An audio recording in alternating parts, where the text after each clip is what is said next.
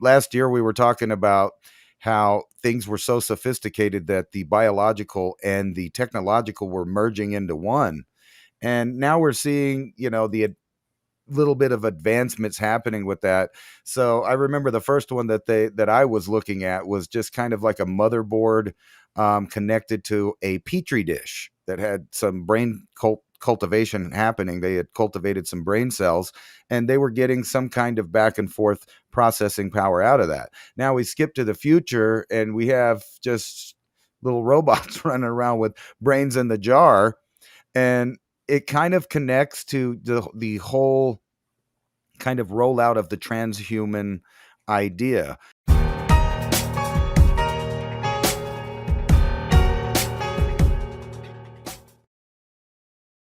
I was also going across articles that were talking about how people's mentalities are being manipulated and changed because they're aware of 24-hour surveillance, and that in itself is kind of like that double slit, idea that things behave differently while they're being observed. So in the back of people's subconscious mind, they know that they're being spied on 24/7 every day, everywhere they go, every choice they make, every keystroke they put. But now we're just seeing the fruits of that. The spy agencies are they're firing the personnel because they're going more in an AI direction. Where we've joked about the AI overlords, but it is true that AI is literally taking control of every aspect of the human domain in probably ways that even us talking about stuff and reading about all the new tech and all of that stuff don't you know quite understand or even see coming. But whenever I see all of these different machines happening and different companies coming up, I know that the other companies are working on similar type technologies. And now we're just putting organs right in robotics. We're putting robotics right into organic beings. You could tell with Elon Musk that we're going in the direction of merging biological and technological things together. And then when you see this robot is like a reverse of what Elon Musk is showing. But when you consider that Musk and other billionaires are working on these humanoid robots, you would realize that they do have a plan in their mind for the future. And then you hear stuff like Zuckerberg telling people that in the near future, all of your friends will be artificial intelligence. There won't be, real connections happening between human beings anymore. And then you look at the craziness that you see across the headlines in the way that people are behaving in the social environment and interacting with people. And we talked about this last week. It seems like slowly but surely the population is losing its mind, and it's like a cabin fever situation. So there's really nothing more to dream about. They're introducing the idea of extraterrestrials, AI, robots, super mass surveillance and biometrics control of your money and lifestyles. And meanwhile, people are still living their day-to-day lives, but all of that is accumulating subconsciously in the back of their mind, and it's altering their behavior to a point that we're going to see more and more crazy say out, like lashing out, I guess, from the humans that are behind the invisible bars of this technocratic system. And let me get I don't know what happened. For some reason my share button didn't work, but I think I can get it in here. But we're really going into a new era. So like those stories about people and far off distant times with technology and stuff, it's really intriguing. But we're going into a time where they're about to erase so much information, and I'm seeing it daily. um, the AI is wrong, and it keeps being wrong. I saw Chat GPT earlier today. They were showing screenshots of it getting a story completely wrong, where it thought that Joe Biden was still the president, doing his second term in the White House. And I keep coming across article after article where AI gives people bad information, where the AI information is wrong. And I've experienced this myself, where I tell my kid, hey, why don't you look up this? And he looks it up on his phone, and they give you an AI overview of any idea now. So it's basically, it fishes the internet for information. And just like whenever you ask it to make an image, the algorithm, the AI, is limited to only things that human beings have thought up or created in the past, and that is out there and available for it to use as data. So the same thing works with actual news, science, and all of these other things. It reaches out to the internet, which means that it's going to have a faulty answer, an incorrect answer, because it it picks authoritative sources, and it straight up gets some information wrong, because it doesn't know how to read the human environment quite yet. But considering that we got little robots walking around with orange-sized brains in their head, I mean, we're far out there now. Yeah, I'll agree. I've been using Grok quite a bit, and also it had given me incorrect information, and then I'll say, well, I'm reading it right here. You need to add this part in. And, oh, excuse me, I gave you the wrong answer. Well, if you didn't know that that was part of the story or included in as the information flow, then what? You would have just taken that as just the cold, hard truth, because that thing gave you the information. And what, we are going to get into a very confused world of the only thing that will be viable will be hard-coded books. And at that what point, you see every chapter of history, books are being burned and destroyed on purpose. Now, we just sit at this critical juncture now where in the 1800s or 1600s or 1900s, early 1900s, if books were destroyed, they were mainly replaced by books or hard print magazines, newspapers, etc., on paper, because that was the only means of communication. Yeah, the radio came out, Marconi and Tesla working together, and there was a lot of overlap between the frequencies that they both understood that were pervaded or be able to disseminate through this ether. But if books were destroyed in the, let's say, 1915 era, 1920s, they were replaced with other books. Right now, there's nothing to replace them with. So the amount of books that remains on the planet right now could very easily be wiped out to a good percentage with nothing to replace it.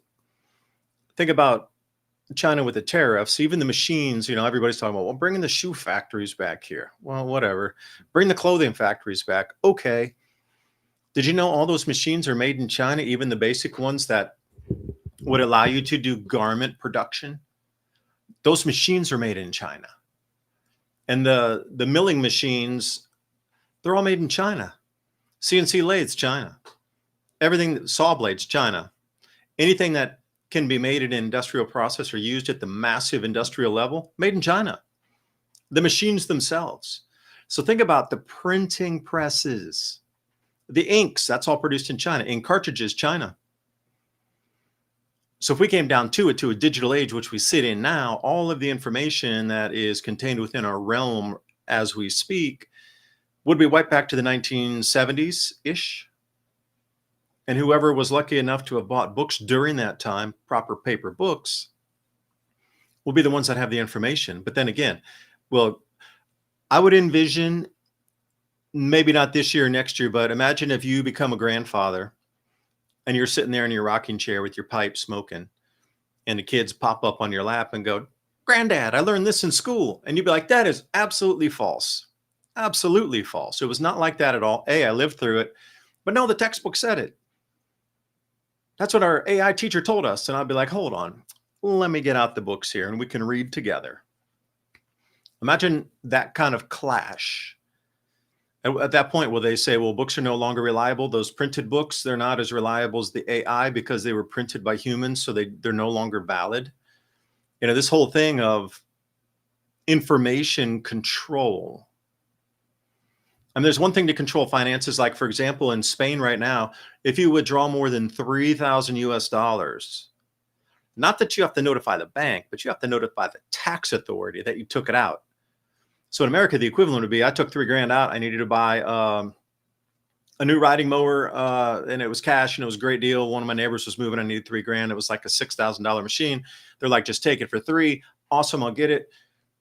But then I would have to give that notice to the IRS that I took $3,000 out, and you have 24 hours in which to do the notice, or you're fined 150,000 euros if you do not Report the $3,000 that you took out to the tax authority within 24 hours of you taking it out.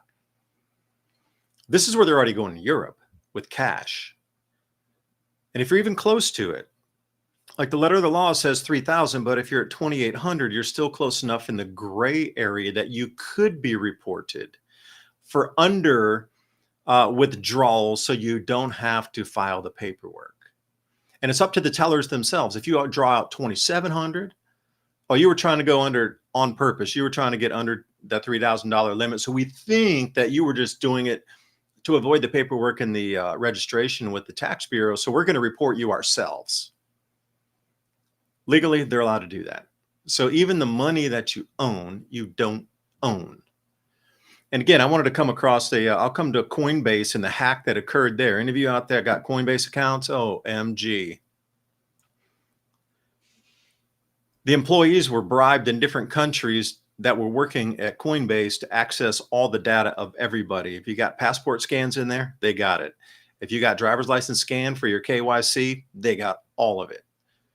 The only thing they didn't get was your private keys and your bank account, because they salted that, but everything else out there on the net. Anybody who's with Coinbase, all your private data, your driver's license, social security numbers, and your passports, if you decided to do that, it's all out on the net right now.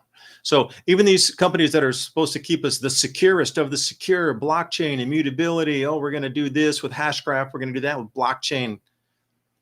They can't, the top leaders of the industry can't even keep themselves safe. And this is the world they want us to exist in, with central bank digital currencies and all your biometrics, all 10 fingerprints, iris scans, vein scans in both hands and arms and forearms. They want to put all that into a database in Europe, and you're supposed to believe that that's going to be safe, that that's not going to be hacked. Come on. This is the world we're moving into, where even the smallest, and I know I don't have a lot of money, but to pull $3,000 out for a piece of machinery, that's nothing really. You know, you're looking at machines that cost $20,000, $30,000. So to pull out $3,000 to go get seeds, fuel, herbicides, what other, a couple pairs of tires, you know, you might need to do your truck tires, your mower tires, a few other, and the prices today, boom, you're right at $3,000 already, and you hardly bought anything. So to be able to hyperinflate away and then set these artificial limits through the hyperinflation is also a no good, because eventually this hyperinflation curve is going to ratchet up to the reporting requirements, where $3,000 will literally be a loaf of bread in the future. If we go this same trajectory where we're moving to, why do you think all the central banks are moving to gold? Because they know that it can't be poof, gone into thin air. But these reporting requirements are going to absolutely ensnare everybody in terms of they're going to want to know every single dollar you spend. And as we go into this digital currency realms, stablecoin issuance standard, if you will, and then the CBDCs overseen by central banks giving it to the citizens, it's all tracked and traced. The very last thing they're trying to do is, for a better term, bring in the cash from the wild. Like that was the whole thing about Croatia when I was there. They were moving from the kuna over to the euro, and that was so sad to see how many people lost so much money because they had it in paper and they couldn't get to the banks in time. And you know, some people didn't want to report it because of tax, and you know, every time you took it in and you had a stack of bills, they're like, where'd you get it from? You know, so it wasn't like you just go turn in your old paper money and get the new euro. You brought in a stack. They wanted to know where it came from, how'd you earn it, how much you get, what years you made it. It was like ridiculous.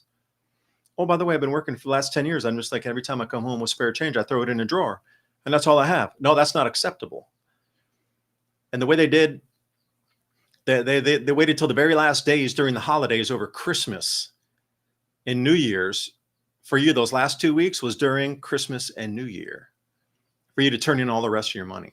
So they did it on purpose for the last people who were waiting. But all those people that had millions and millions of dollars combined lost it all. It just turned into worthless paper the very next day.